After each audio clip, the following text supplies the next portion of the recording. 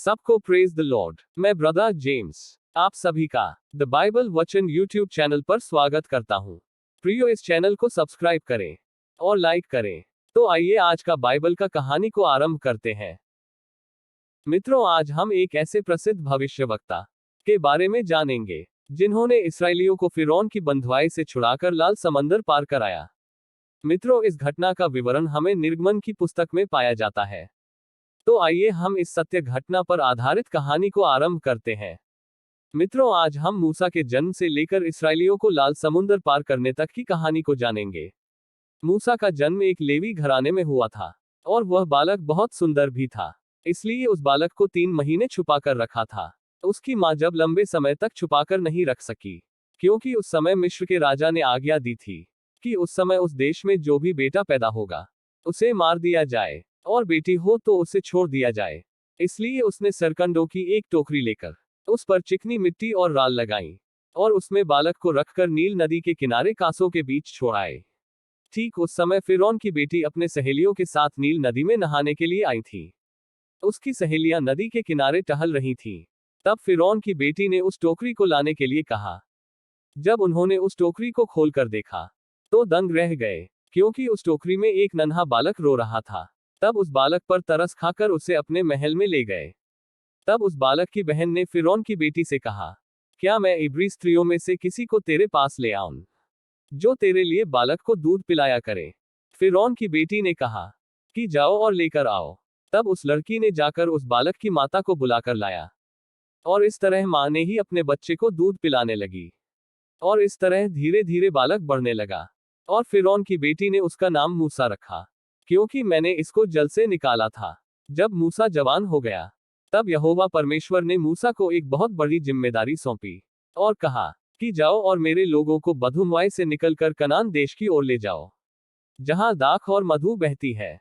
तब मूसा ने यहोवा परमेश्वर की आज्ञानुसार इस्राएलियों को कनान देश की ओर आगे बढ़ने लगे।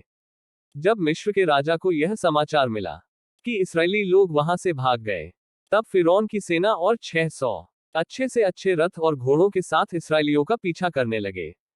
जब फिरौन की सेना निकट आया, तब इस्राएलियों ने आंखें उठाकर देखा कि फिरौन की सेना हमारा पीछा कर रही है, और इस्राएली अत्यंत डर गए और यहोवा परमेश्वर की दुहाई देने लगे।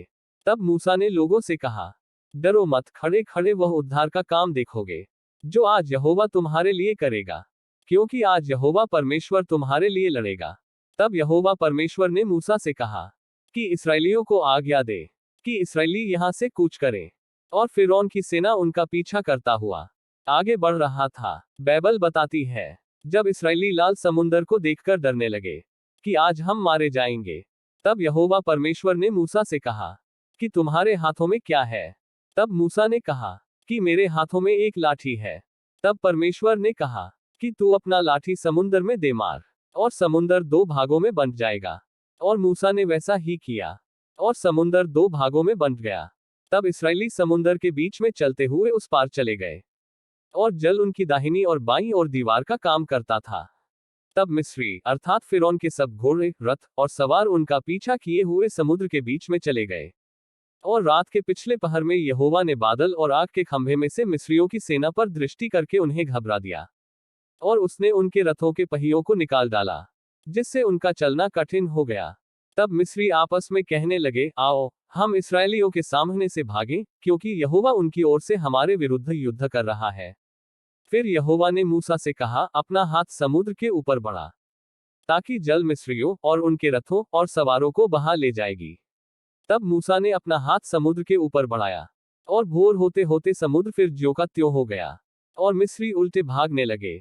परंतु यहोवा ने उनको समुद्र के बीच में झटक दिया, और इस प्रकार मिस्र की सेना समुद्र में समा गई, और इस प्रकार इस्राएली लाल समुद्र के पार चले गए। मित्रों, यह कहानी कैसी लगी? कमेंट करके जरूर बताएं। प्रियो, इस चैनल में पहली बार आए हो तो चैनल को सब्सक्राइब करना न भूलें, और बेल आइकन को दबाकर ऑल पर सेलेक्ट कर लें, जिससे आने वाले हर वीडियो का नोटिफिकेशन आपको मिलती रहे। परमेश्वर आपको बहुतायत का आशीष दे और आपकी रक्षा करे।